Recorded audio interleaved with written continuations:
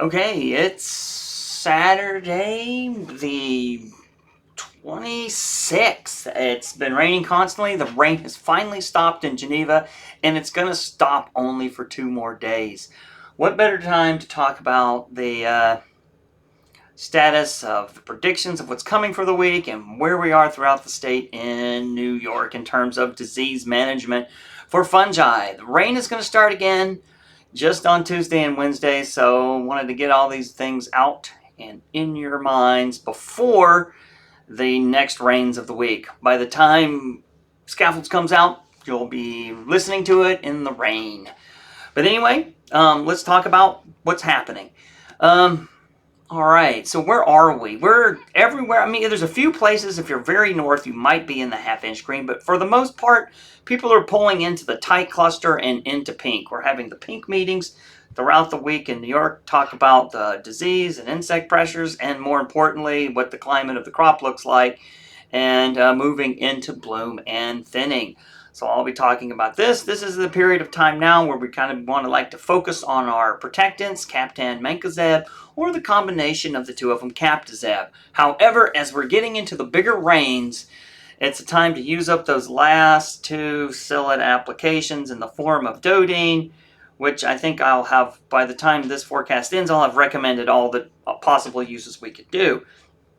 Right around now would be probably a pretty decent time to put one out there, and because we have a lot of rain back to back to back and some large ejection events throughout the state.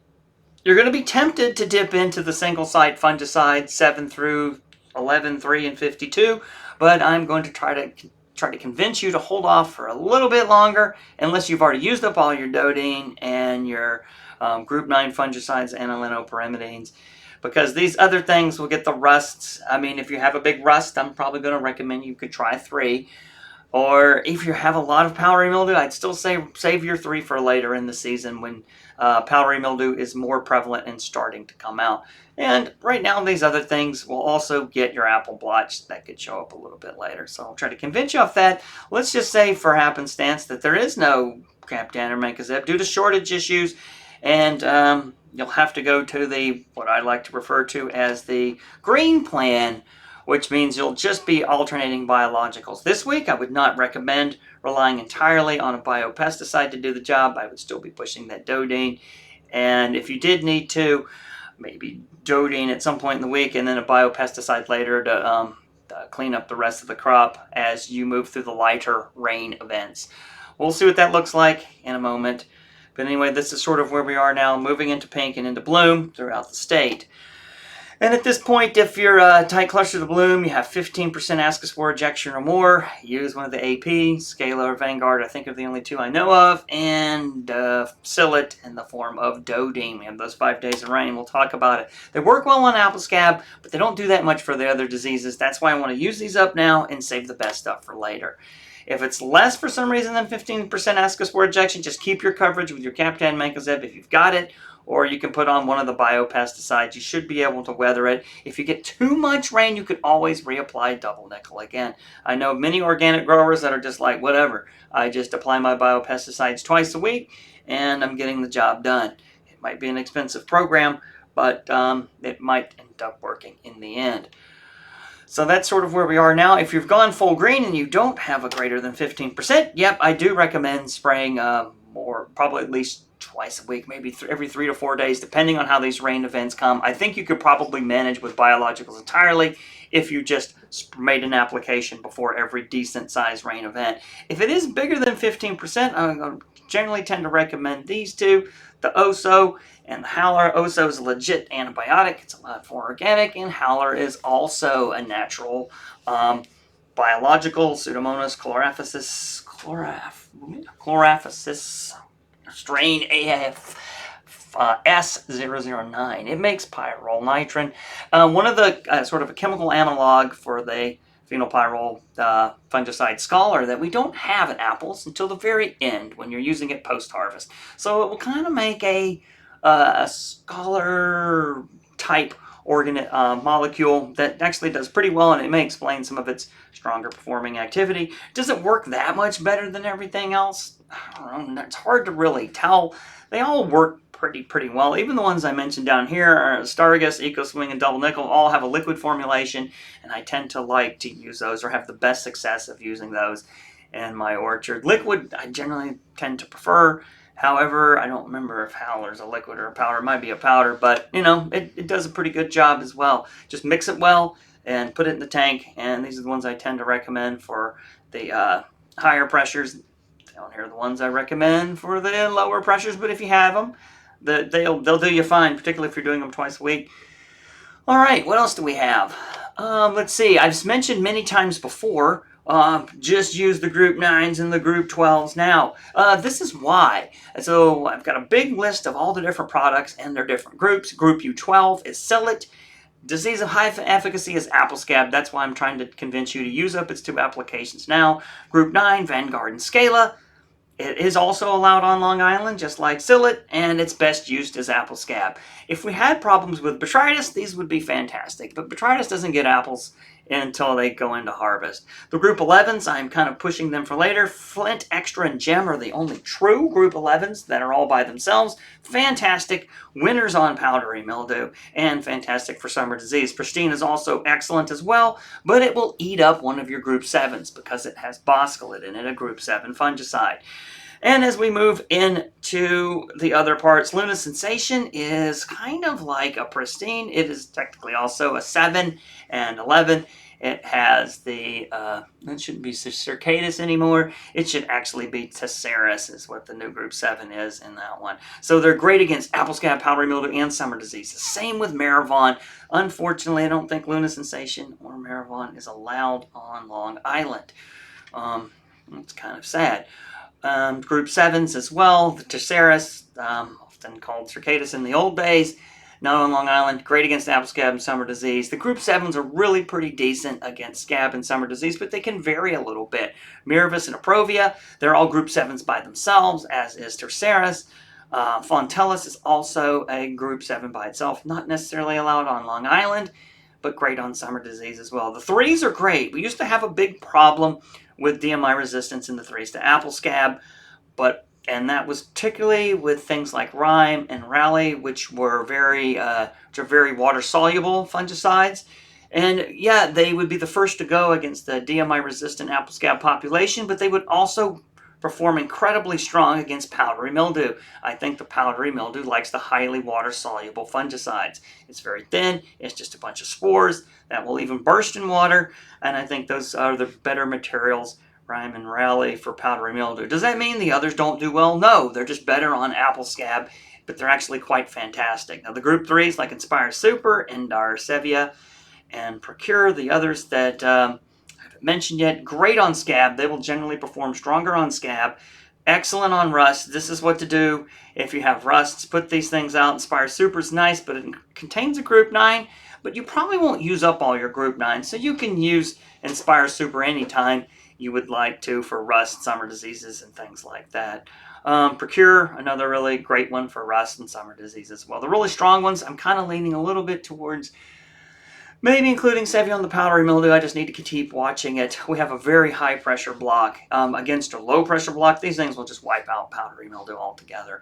So that's sort of an overview of why I'm trying to convince you to save some of those other single site fungicides for a little bit later. Let's talk about fire blight. We've pruned out the cankers, we've done our copper, and now you're going to be moving into that pre-bloom peroxidine calcium applications and the systemic acquired resistance inducers that sometimes go in with a pre-bloom Prohex.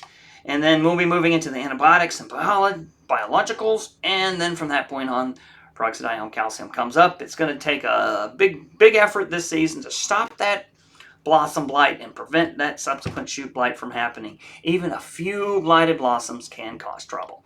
And we've already done this. I think it's, unless you're really, really north, you shouldn't be putting out any more copper. Especially with the cold dips, even though it's been hot, we're having a cold dip today in Geneva around 50. And I mentioned this many times, we're just at that point in time when it's coming up with pink. You can do the 6 ounces per 100, or you can put it in with a defense inducer, acylorbenzoyl S-methyl Actigard, and put your Prohex in at 2 ounces per 100 and your ASM at 1 ounce per 100. This has worked out quite well. George Sundin piloted out of Michigan. I've repeated it a million times, and it's going to actually be published in peer-reviewed science. So at least everyone else will have signed off on it as well. These things can turn on both plant defenses, particularly if you use the combo, and in the case of ProHex, it'll thicken the pedestal cell walls and prevent that systemic invasion of fire blight bacteria. The original work was done by George Sundin's lab out of MSU, and my colleague and former graduate student Anna Wallace also verified the results, repeated it, and found that it was even working on the pedestals of flowers at pink. Prevents that invasion, and as the bacteria invades, it will even multiply the numbers even faster and more aggressively to rip through the tissue. So anything we can stop, infection's bad, but as it invades, it gets a lot worse. Now we're moving into bloom. This is the part of the time we want to pay close attention to any consultant, any extension alerts, disease model forecasts for fire blight infection periods. We use the NUA model here, and many of our regional colleagues as well. The models can often over-predict a little bit of risk, particularly when we get to petal fall and things are going to start triggering and saying there's high-risk weather all the time. It shouldn't take any more than 3 applications for you to get to petal fall unless it's very cold. And if it is very cold, then the model predictions won't be very extreme. To beat fire blight, you just need 1 well-timed application, and that will generally knock it down for over a week according to our blossom counts. And regardless of what happens, always use common sense with any model. Make sure that your model prediction doesn't deviate greatly from whoever you're listening to for these types of recommendations.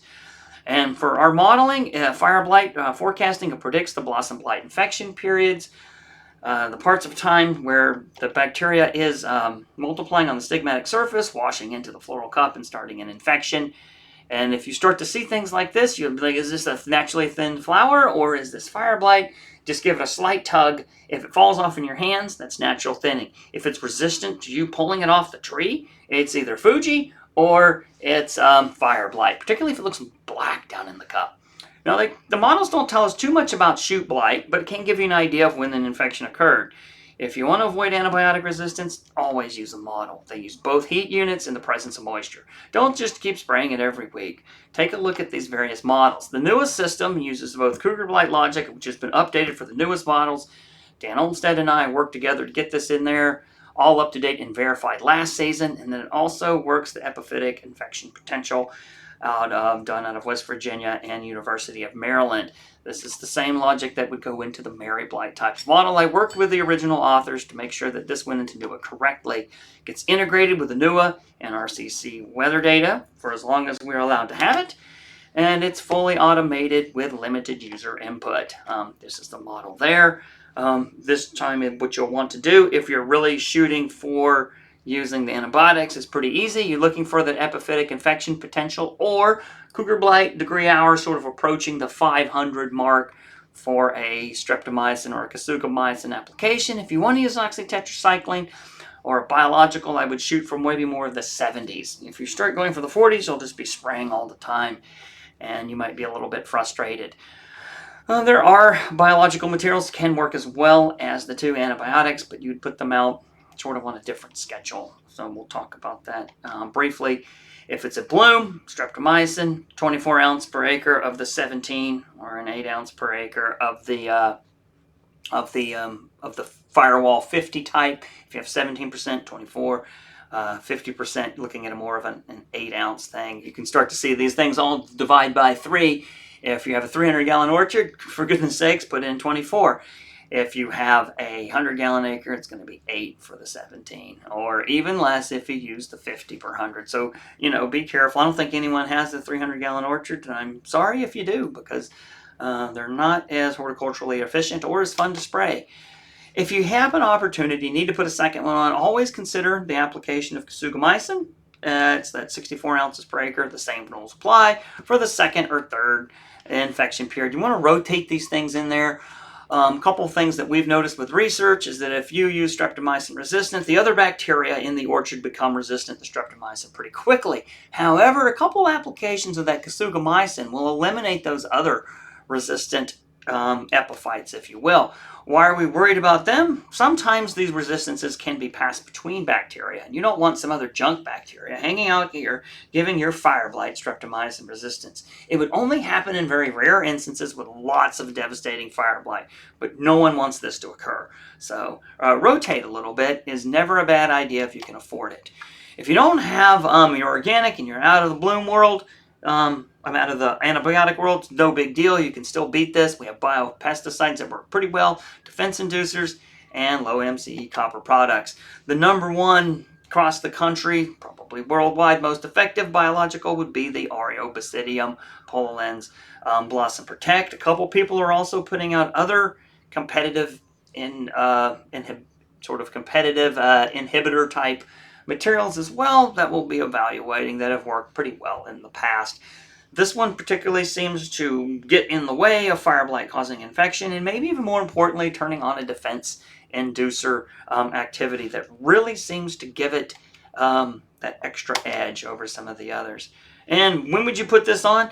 Don't wait for it to turn EIP of 100 to apply this one. You want to put it on a couple days before you see the EIP getting up to 100 or the 4-day degree hour risk of cougar blight getting towards that 500 mark. You'll see it coming at the end of the week. That's the time to put it on because these are going to need to build up some populations, and they survive quite well on apple. So you don't have to worry about, well, this invasive material, it's not necessarily invasive. This type of organism is already present in our orchards. So you're just boosting the natural microbiome, so to speak. And then you can feel good about yourself for doing it, and it will absolutely wreck fire blight as well. So where are we back with fire blight? We're here, pre-bloom, moving SARS, coming into the antibiotics. We're going to talk about the disease forecasting momentarily and go through that as well.